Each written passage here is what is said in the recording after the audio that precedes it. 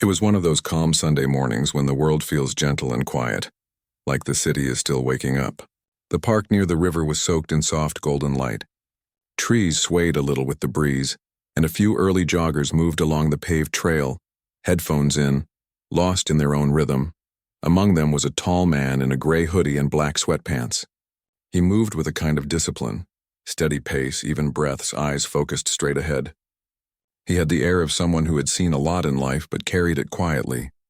Every so often he would nod at people passing by, a small polite smile that disappeared almost as quickly as it came. He wasn't there for attention. He came to the park most mornings just to clear his head. He liked how peaceful it felt to walk among the trees, to listen to the water move under the bridge, to feel a little normal, away from the noise, the uniforms, the meetings, and the weight of responsibility that never really left him, even when he wasn't at work. That morning, he stopped by the large fountain in the middle of the park. The sound of the water always calmed him. He checked his smartwatch, noting his heart rate and the miles he had covered. He was about to sit on a nearby bench to stretch when a child's laughter caught his ear. A little girl chased a pigeon across the grass while her mother called after her. He smiled to himself. It reminded him of when his own daughter used to do the same years ago, before she went off to college. The man took a deep breath, enjoying the calm. But peace, as he'd learned too many times, was often fragile. Far across the park, two police cruisers rolled slowly along the path. Their tires crunched on gravel as they came closer. At first, he didn't pay much attention. Police often patrolled the area. But when the cars stopped nearby, both engines idling, he looked up. The lights weren't flashing, but the officers inside were watching him closely. He stood still, unsure what had caught their attention. He wasn't doing anything wrong. He was just standing near the fountain, sweat still on his forehead from jogging. He glanced around. A few people nearby noticed too, their conversations fading a little as the quiet tension settled. One of the officers got out, a tall man with a shaved head and dark sunglasses. He rested a hand on his belt as he approached. The second officer followed a few steps behind. "Morning, sir," the first one said, his voice polite but cautious. "Mind telling us what you're doing here?" The man blinked, a little surprised by the question. "Just jogging," he said simply. His voice was calm, low, measured. "I come here most mornings. Jogging, huh?" The officer nodded slowly, glancing at the man's outfit, then at the nearby benches. "We got a call about someone acting suspicious around the playground area. You matched the description." The man frowned slightly. "Suspicious?" "I was just running the trail." The second officer spoke now, his tone more direct. "Mind showing us some ID?" He reached toward the small pocket on his jogging pants where he kept his wallet. His movements were slow, deliberate. He knew how easily simple things could be misread. "Sure," he said, keeping his eyes on them. "It's right here." But before he could even take it out, the first officer stepped forward. "Hold up, hands where I can see them." The man froze, confused. His wallet was halfway out, visible in his hand. "It's just my ID," he said quietly. The officer's tone sharpened. "I said hands up." A few people nearby started to notice the shift. A jogger slowed her pace to watch. A man walking his dog stopped a few yards away. The mother with the little girl guided her toward another part of the park. The air that had been filled with laughter and birds now felt heavier. The man lifted his hands slowly. "All right," he said softly. "They're up. Step over here," the second officer ordered. He hesitated for a second. "Officer," he began, his voice calm but firm. "I'm just trying to show you my ID so you know who I am." "Step over here," the first officer repeated, this time louder. He sighed quietly and did as they said, walking a few steps toward them. The ground beneath his shoes was still damp from the morning dew. He could feel people's eyes on him now. He hated attention like this. He had spent years of his life serving, leading, protecting others, and now here he was, being looked at like a problem. One of the officers kept a hand near his holster. "What's your name?" he asked. The man answered politely. "And what are you doing around this area?" He took a breath. "Like I said, I run here every morning when I'm home.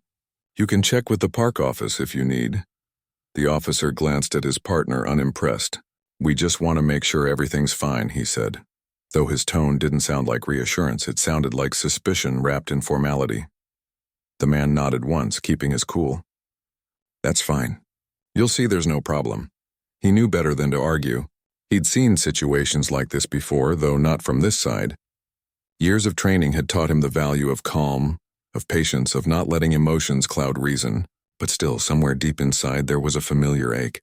Why did this keep happening? He tried not to let the thought grow. Instead, he focused on breathing slowly, evenly. The officers continued to question him, where he lived, what car he drove, why he was alone. He answered each question clearly, respectfully, but the tension didn't go away. A minute stretched longer than it should have. The man's heart wasn't racing, but he could feel the unease sitting in his chest. He could tell the officers were still unsure, looking for something that wasn't there.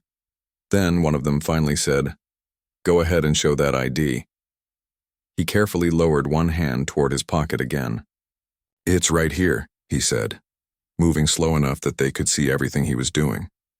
He took out his wallet and opened it, pulling out a small black case that held more than just a driver's license. It was something few people ever saw up close, a symbol of a lifetime of dedication. But he didn't show it yet. He held it loosely in his hand, waiting for them to calm down first. The park was quiet again now, except for the faint sound of water splashing in the fountain behind him. The little girl's laughter had long stopped. People were watching from a distance, unsure of what would happen next. He looked at the officers, then at the people watching, and finally back at the officers again. His voice stayed steady. "You're just doing your job," he said softly. "But I think once you see this, you'll understand there's been a mistake."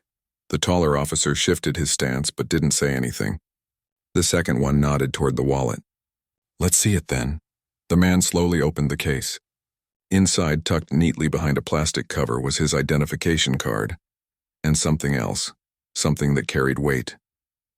The faint outline of gold stars could be seen through the clear sleeve. He didn't lift it out yet. He just looked at them, waiting for the right moment. Before showing it, his eyes drifted to the park again. The sunlight dancing on the leaves, the water glimmering, the quiet faces in the distance. He thought of all the mornings he'd stood just like this, unseen, blending into the world as another ordinary man. He had earned the right to peace, to simply exist. And yet, even here, under a clear blue sky in the middle of a public park, he found himself having to prove who he was all over again. The officers were still watching, one hand resting on his belt, the other crossing his chest. The man could sense their uncertainty, half duty, half doubt. He gave a small nod as if giving them a silent moment to prepare. Then, with quiet dignity, he lifted the wallet slightly. The corner of the card inside caught the sunlight. He didn't say anything yet. That moment would come later, the shock, the recognition, the sudden change in tone. But for now he just stood there calm and still, the weight of a lifetime of service resting in his hand. The park around them felt frozen in time, a breath held before something important. No raised voices. No sudden moves. Just a still, quiet pause before the truth would speak for itself. And in that silence, the man looked out over the park, wondering, how many times would the same story play out before the world finally learned to look beyond what it thought it saw? The air felt heavier now. The man stood there holding his wallet, the black case open just enough to show the edge of his ID. The two officers watched him closely. Neither spoke right away. For a long moment, no one moved. The sound of the fountain behind them filled the space where words might have been. Finally, the taller officer took a small step forward. "What's that?" he asked, his tone still cautious but softer than before. "My identification," the man replied quietly. "You can take a look." The officer hesitated. His hand twitched slightly as if unsure whether to reach for it. The second officer, standing just behind him, frowned. "Go ahead," he muttered under his breath. The man waited patiently. He had learned that sometimes silence spoke louder than words. He didn't want to make the moment worse by rushing. After a few seconds, the taller officer finally reached out and carefully took the wallet from his hand. He opened it, eyes scanning the ID card inside. At first, his expression didn't change. Then, as he looked closer, something in his face shifted. His eyebrows drew together. He blinked once, then again, as if trying to be sure he was seeing what he thought he was seeing. The second officer noticed his reaction. "What is it?" he asked. The first officer didn't answer right away. He turned the card slightly, the sunlight catching the gold details at the top. His mouth opened a little, but no sound came out. The man stood still, watching them. He had seen that look before, disbelief turning into confusion, then into something that looked almost like guilt. The taller officer finally spoke, his voice a little unsteady. Is this real?" "Yes," the man said simply. "It's real." The second officer stepped closer to look for himself. When he saw the insignia and the official seal, he froze. The ID didn't belong to a regular person. It was the kind that came only after decades of service, the kind carried by someone whose decisions had shaped missions, lives, and history itself. The two men exchanged a quick glance. The taller one swallowed hard, suddenly unsure of what to do. "Sir," he began, his voice softer now, "why didn't you say something earlier?" "I did," the man replied calmly. "I told you there was a mistake." Neither officer spoke. The sound of the fountain grew louder again, as if the world had decided to fill the silence they couldn't. A few people nearby were still watching from a distance, their phones out. The man noticed but didn't react. He didn't want a scene. He just wanted the morning to go back to what it was before, all peace and quiet and sunlight. The taller officer took a small step back, trying to collect himself. "Sir, I apologize. We didn't realize—" The man shook his head gently. "It's all right," he said, though his tone carried a tired weight. "I know how it looks." He reached out, and the officer carefully placed the wallet back into his hand. The man closed it slowly, slid it into his pocket, and straightened up. He could feel all the eyes on him. Some looked sorry, others just curious. He didn't blame anyone, but he couldn't help thinking how easily everything had changed in just a few minutes. From peace to suspicion, from calm to confrontation. The second officer rubbed the back of his neck, clearly uncomfortable. "We really do apologize, sir," he said.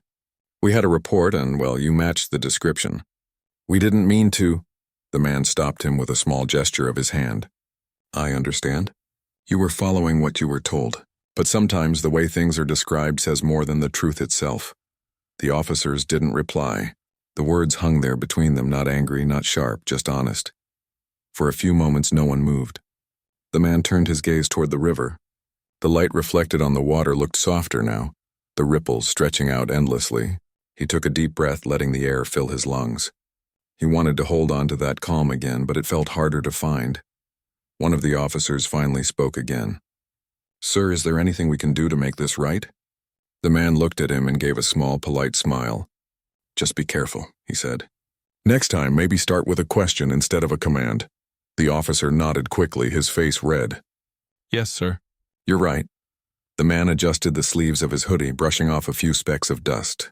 His movements were slow, deliberate, the kind that come from years of training to stay composed no matter what. Then he said quietly, "You know, I've spent my whole life serving this country, but sometimes it feels like I'm still serving a world that hasn't learned to see me clearly." The taller officer's mouth opened, but no words came out. What could he say? The man gave a small nod, signaling that the conversation was over. He turned slightly toward the path that led out of the park. But before walking away, he paused and looked back. His expression wasn't angry, just thoughtful. "I don't want trouble," he said. "I just wanted a quiet morning." The officers stepped aside. "Of course, sir," the first one said quickly. The man nodded once more and started to walk away. His steps were steady, but each one felt heavier than before. The sun was still shining, but it felt different now, like the light had lost some of its warmth. Behind him, he could hear the officers murmuring to each other in low voices. He didn't turn around. He didn't want to. He walked toward the bench near the fountain and sat down. His heart wasn't racing anymore, but his mind was full. He stared at the water for a long time, watching the way it caught the sunlight and broke it into 1,000 small reflections. He thought about the morning before it had changed, the peaceful start, the laughter, the calm. He had wanted nothing more than that, a quiet day.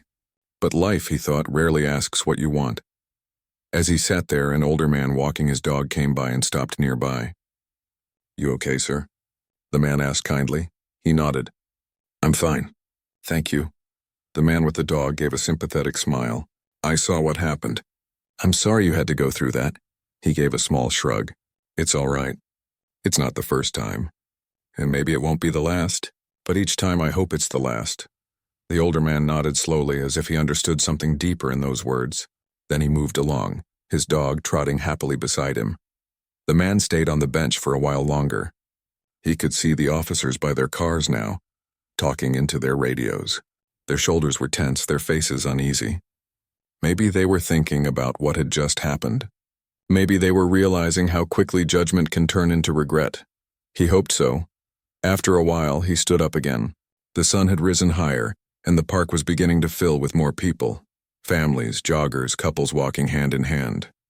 Life was moving on as it always does. He began walking slowly toward the park exit. With each step, he felt the weight of the morning fading a little. But it didn't disappear completely.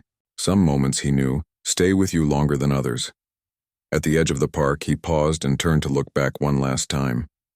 From this distance, it almost looked peaceful again. The fountain sparkled, children laughed, birds flew overhead. You wouldn't know anything had happened here. He took another deep breath and whispered to himself, "Tomorrow will be better." Then he walked away, blending into the busy street beyond the park gates. But behind him, inside the police cruiser, the two officers sat in silence. The taller one stared out the window, his mind replaying the moment he saw the stars on that ID. The second officer leaned back in his seat, rubbing his forehead.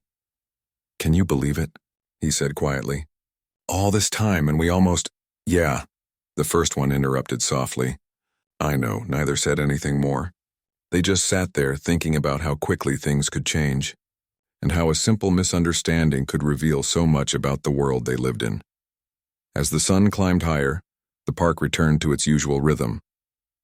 But for the man who had just walked away and the two officers left behind, that morning would stay etched in their memories, a quiet reminder that even in a peaceful place, a single moment can hold the weight of 1,000 unspoken stories.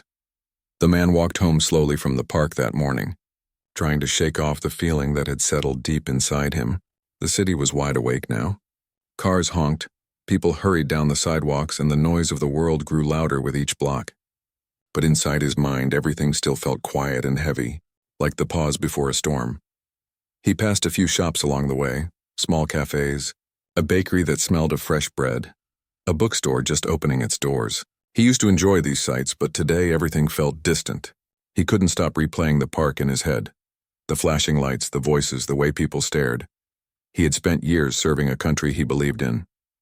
He had led missions, sat in rooms with people who made decisions that shaped lives. Yet a simple jog had turned into another moment of being seen as someone he was not. It wasn't anger he felt. It was something quieter, sadder, deeper. When he finally reached his building, he nodded at the doorman, who greeted him with a warm smile. "Morning, sir. Out for your run again?" "Yes," he said, managing a small smile. "Just finished." He stepped into the elevator and leaned back against the wall as it rose. The soft hum of the machine felt almost comforting. When he reached his floor, he walked into his apartment, a clean, simple space filled with small reminders of his years in service. Framed photos lined one wall, him standing beside fellow officers, medals and ribbons neatly displayed in a case. He dropped his keys on the counter, sat down on the couch, and let out a long breath.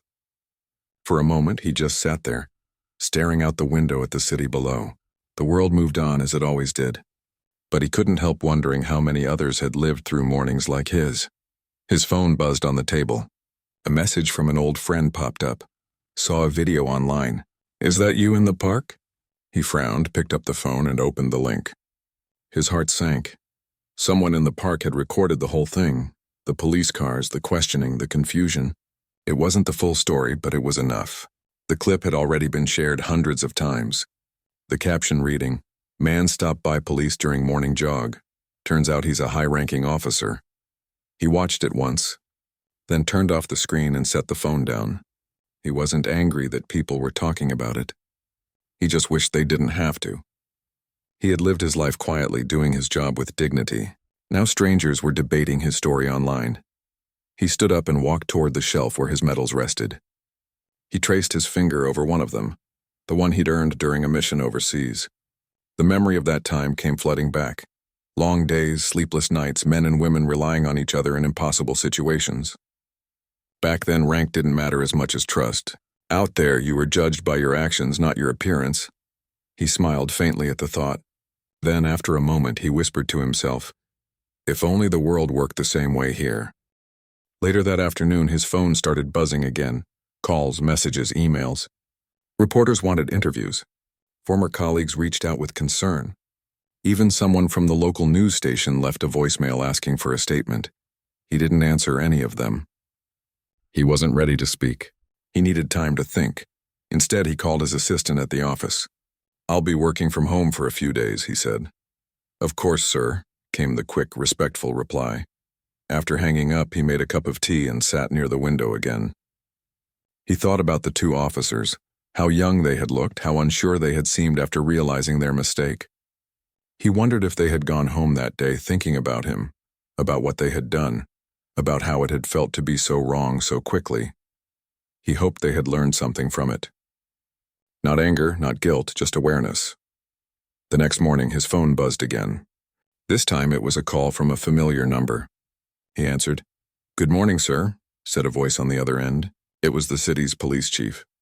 Morning, he replied quietly. I wanted to speak with you personally, the chief said. I saw the footage. I want to apologize on behalf of the department. What happened should not have happened. There was a long pause before the man spoke. I appreciate the call, he said, but an apology isn't enough. It's understanding that matters, the kind that lasts longer than the news cycle. The chief sighed. You're right. I was hoping you'd be willing to meet with me. Maybe we can discuss ways to make sure situations like this are handled better in the future. He thought for a moment. I'll meet you, he said finally, but not for a photo or a headline. Only if you're serious about change. I am, the chief replied firmly. They agreed to meet at the police headquarters the next day. When he arrived, the officers at the front desk stood quickly, startled to see him in full uniform. The quiet respect in their eyes was different from the suspicion he had seen in the park. It was a reminder of how much appearance could shape perception. The chief met him at the entrance and shook his hand. Thank you for coming, sir. I mean that, he nodded. Let's talk. They sat down in a small meeting room. The chief started by explaining what had happened from the department's point of view, how a call had come in describing a suspicious individual near the playground, how the responding officers were young, new to the force, and still learning. I'm not here to destroy their careers, the man said calmly. I just want them and others like them to see beyond assumptions. The badge carries power, and power must be carried with care. The chief listened quietly. Then he said, Would you be open to speaking with our officers directly? I think they'd benefit from hearing your perspective. The man hesitated, then nodded slowly. If it can help, I'll do it. A few days later, he stood before a small group of officers in a training room. The air was quiet. Everyone knew who he was now. The man from the video, the one they had seen in headlines. He didn't start with anger. Instead, he began with a story. When I was younger, he said, I served overseas in a unit that depended on teamwork. We came from all walks of life, different backgrounds, different beliefs. But when the time came to act, none of that mattered. We trusted each other. We saw each other as equals. He paused, looking around the room.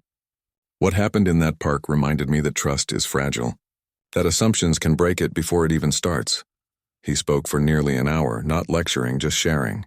He told them how it felt to be questioned for doing something as simple as jogging. He spoke about dignity, respect, and the quiet power of kindness. The room stayed silent the whole time. Some officers nodded. Some looked down, thoughtful.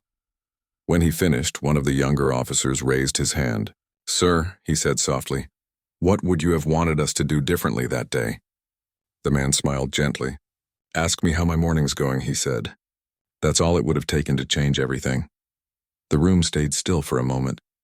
Then slowly, the officers began to clap. Not the loud kind, but the soft, respectful kind that comes when people are moved. When he left the station that day, the sun was setting over the city. The sky glowed orange and pink, stretching far beyond the buildings. He felt lighter somehow, not because everything was fixed, but because maybe something had started to change. That evening, as he walked back through the park, he stopped at the same fountain where it had all begun. The water shimmered in the fading light. The sounds of children playing filled the air again, just like before. He sat on the bench for a while, hands resting on his knees, eyes soft with thought. A young man jogged past him, headphones in, carefree. A small smile touched his face. That was how it should be, he thought. People living their lives without fear, without misunderstanding. The breeze carried the scent of grass and water. It reminded him that even after everything, the world could still be beautiful. He stood up, took one last look around, and began walking toward home. The path ahead felt open, calm, and full of promise. He didn't know what would happen next, whether the story would fade from the news, whether people would learn from it, but he knew this. A single moment could open eyes, and a single voice spoken calmly and truthfully could make people listen, and maybe, just maybe, that was enough to start changing hearts, one honest conversation at a time. The morning after his talk with the officers, the man woke up early. The first light of dawn touched the edge of his window, turning the room golden. He sat on the side of his bed for a few minutes, just listening to the quiet hum of the city. For the first time in a while, he felt a kind of peace. The meeting at the police station had gone better than he expected. The faces of those officers, their eyes filled with reflection, had stayed with him. He hoped the conversation had reached them on a human level, not just as a lesson, but as a reminder of what empathy really means. He made his coffee, sat by the window and watched the people below heading to work. Some walked quickly, heads down, lost in thought. Others strolled slowly, chatting or sipping their morning drinks. It was the usual rhythm of life, the one he had always loved watching. But then his phone buzzed. The peace broke a little. He glanced at the screen. There were dozens of messages, more than usual. The story from the park hadn't gone away, it had spread even more. News channels were talking about it, social media was full of debates, and his name was trending. Some people praised his calm reaction, calling him a man of dignity. Others used the story to argue, turning it into something political. He sighed quietly. That wasn't what he wanted. He hadn't tried to become a symbol or a headline. He just wanted to be treated like anyone else. As he scrolled through the comments, one message stood out. It was from a young woman he didn't know. She had written, "I showed your story to my father. He's a police officer. We talked for hours about it. I think it changed something in him. Thank you." He read it twice, then smiled faintly. Maybe it was worth it after all. Later that day, he received a call from a local community center. They were hosting a forum about unity and understanding between citizens and law enforcement. They wanted him to speak. He hesitated. Public speaking wasn't new to him, but this was different. This was personal. Still, he agreed. "I'll come," he said. The event was scheduled for the weekend. Word spread quickly, and by the time the day arrived, the hall was full. The air buzzed with quiet curiosity. People from all backgrounds filled the seats. Families, students, police officers, local leaders. When he walked onto the small stage, there was a hush in the room. Cameras flashed, but he barely noticed. He wasn't there for attention. He was there to speak from the heart. He began simply, "Thank you for being here. I didn't come to talk about what happened to me. I came to talk about what it means for all of us." His voice was calm, deep and steady. He told them about that morning in the park, how it had started like any other day. How quickly things had changed. How even when you do everything right, perception can rewrite your story in seconds. "I don't tell this because I'm angry," he said. "I tell it because I want us to understand each other better. We all live in the same world, but sometimes we see it through different windows." The audience listened closely. Some nodded. Others wiped away quiet tears. He spoke about his years of service, the people he had led, the lessons he had learned. "When you lead," he said, "you don't lead with fear. You lead with understanding. You listen before you act. That's how respect is built." Then he paused, looking out at the rows of faces before him. "One morning in the park shouldn't define anyone," he continued. "Not me, not the officers, not this city. But it can teach us something if we're willing to learn." When he finished, the room was silent for a long moment. Then slowly, people began to clap. It wasn't loud or wild. It was the kind of applause that comes from hearts, not hands. Afterward, people lined up to thank him. Some shared their own stories, moments when they had been misunderstood, judged, or afraid. He listened to each one, giving his full attention. Every story mattered. A young police officer approached him last. He looked nervous, his hands fidgeting slightly. "Sir," he said softly, "I wanted to say thank you. I was one of the officers who came to the station that day when you spoke. I think about your words every time I go out on patrol now." The man smiled and placed a hand on the officer's shoulder. "That's all I hoped for," he said. "Awareness starts small. Keep carrying it." The officer nodded, eyes bright with sincerity. That evening, when he returned home, the man sat in his living room and reflected on the day. It had been long but meaningful. He felt tired, but it was the kind of tired that comes from doing something that matters. He turned on the TV. The news was still talking about his story, but now the tone had changed. Instead of just replaying the footage, they were showing clips from the forum. The anchor spoke about his message of unity and calm. He watched for a few minutes, then turned it off.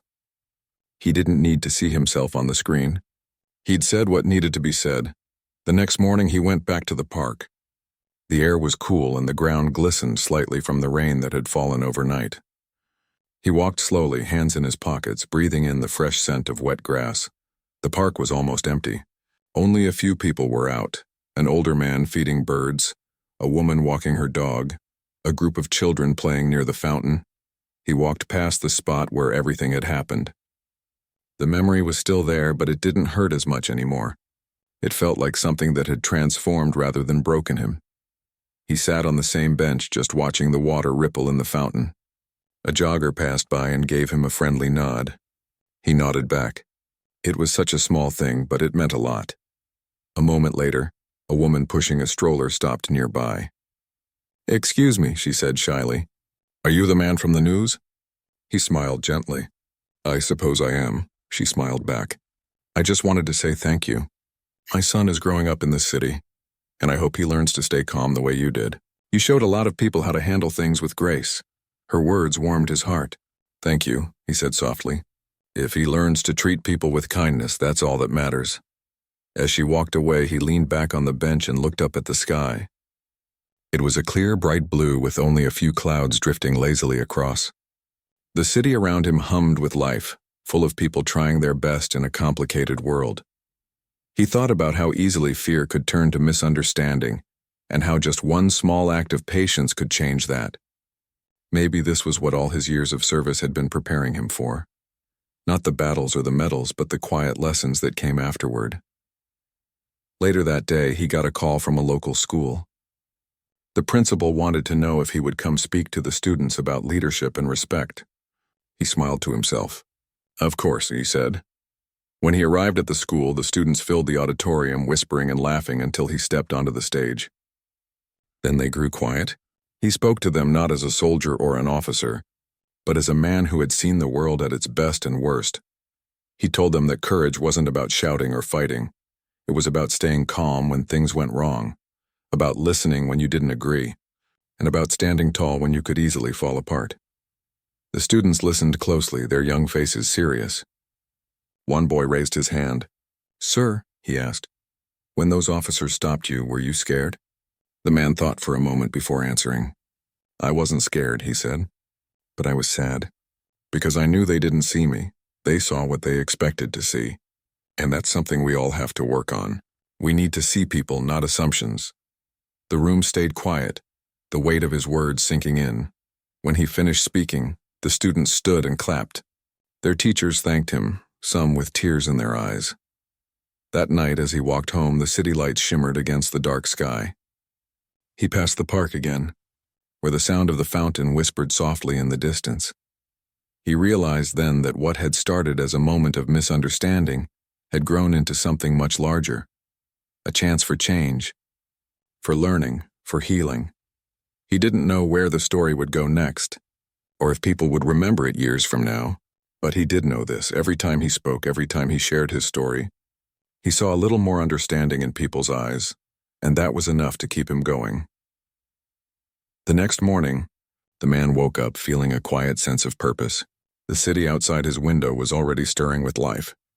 Cars honked in the distance, the hum of early commuters filled the air, and somewhere a street musician was playing a soft tune. He made himself a cup of coffee and sat by the window, watching everything happen without rushing to be a part of it. He thought about how far the story had come. From the park that morning, to the news, to the forum, and now to speaking at schools and community events. It had grown beyond what he could have imagined. At first it had been frustrating, exhausting, and deeply unsettling, but now he saw it as an opportunity, a chance to make a real difference in the way people saw each other and the way they treated each other. After finishing his coffee, he got dressed in his uniform. It wasn't for ceremony or recognition, but because it reminded him of the responsibility he carried, not just for the work he had done, but for the example he set. Today he was scheduled to speak at a large community gathering in the city hall. The hall would be filled with citizens, law enforcement, and young leaders. When he arrived, he was greeted by the mayor and a few local officials. They shook his hand warmly, and he could see the sincerity in their eyes. They weren't there for appearances. They genuinely wanted to hear him speak. As he stepped onto the stage, the room fell quiet. Hundreds of people watched him, some holding cameras, some just listening. He looked out at the faces, young and old, from all walks of life.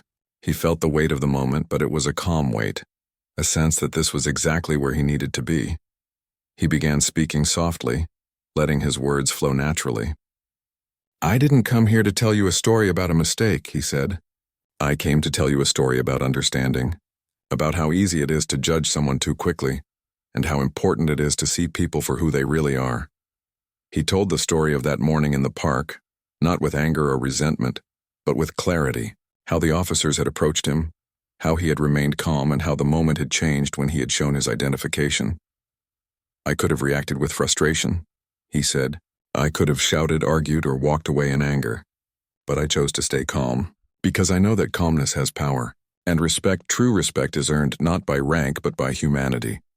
The audience listened in silence. Some nodded, others blinked back tears.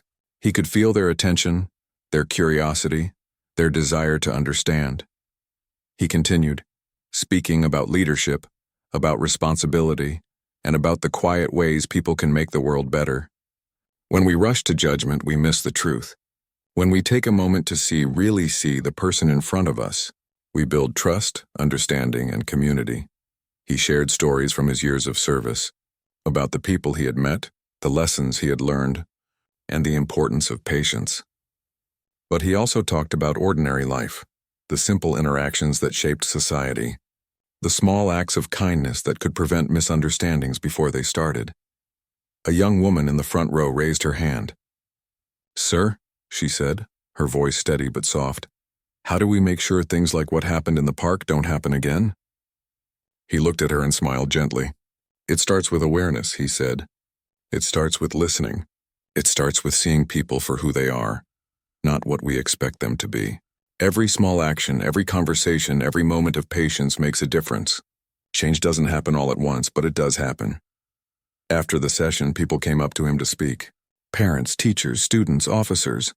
They shared their own experiences, their own moments of misunderstanding, and how his story had given them a new perspective. A young police officer approached him last, looking nervous but determined. "Sir," he said, "after hearing you speak, I feel like I understand more about how to approach people, how to handle situations calmly." "Thank you." The man nodded and placed a hand on the officer's shoulder. "That's all I hope for," he said. "Carry it forward. Every time you do, you make the world a little better." Later that evening, he walked through the city streets. The sun had set, and the lights of the buildings reflected softly on the pavement. People were going about their lives, some rushing home, others strolling slowly. He watched them quietly, feeling a sense of connection. He stopped at the park again. The fountain glimmered in the fading light, and children's laughter echoed softly from the playground. It felt peaceful. He sat on the same bench where it had all started, letting the moment wash over him. He thought about how a single morning had changed so much, not just for him, but for the people around him. How misunderstanding could turn into learning, how fear could turn into understanding, how a moment of calm could change the way people see the world. As he sat there, he realized that the story wasn't just about him.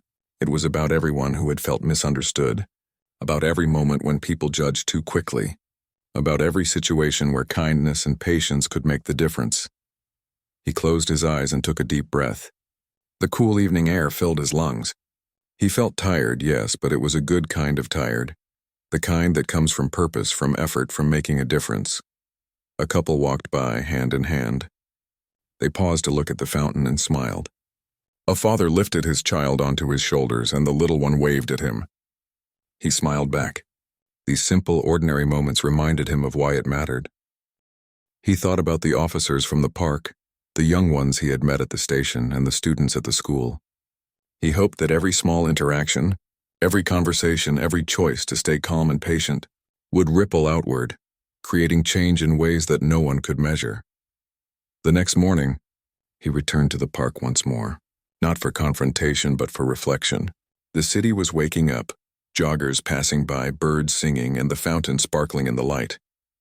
He walked slowly along the path, greeting people as he passed. Everyone smiled back, some nodding politely, some waving.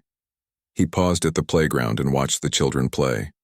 For a moment he thought about the morning when it had all started. The fear, the confusion, the sudden tension. Now everything felt different. The fear was gone. The confusion had turned into understanding. He realized that the world didn't need heroes. It didn't need someone to fix everything at once. It needed people who chose patience, understanding, and respect in every small moment. He walked to the bench by the fountain and sat down again, hands resting on his knees, eyes soft with thought. He didn't need to be recognized, praised, or celebrated. He only needed to keep showing the way he believed the world should act, calm, respectful, and aware. The park was quiet now, but the life within it was vibrant. People played, walked, talked, and laughed. The man breathed deeply, letting it all sink in. He knew the story would continue to spread, that people would talk about it, debate it, and share it. And that was fine. But more importantly, he knew the lessons from that morning, the patience, the understanding, the quiet strength would continue to reach people far beyond him. As he stood and walked slowly toward the exit, he felt the sun warm on his face. The city was alive, the world was moving, and he was just one person among millions, but he had made a difference, small and quiet, and that difference mattered. He looked back at the fountain one last time, the water sparkling in the sunlight. He smiled, not with pride, but with hope. Hope that the world could learn to see people for who they truly are. That kindness could overcome misunderstanding, and that a single moment of calm could ripple into something greater. And with that thought, he walked away, blending into the city as it moved forward, carrying with him the quiet strength of experience, patience, and humanity.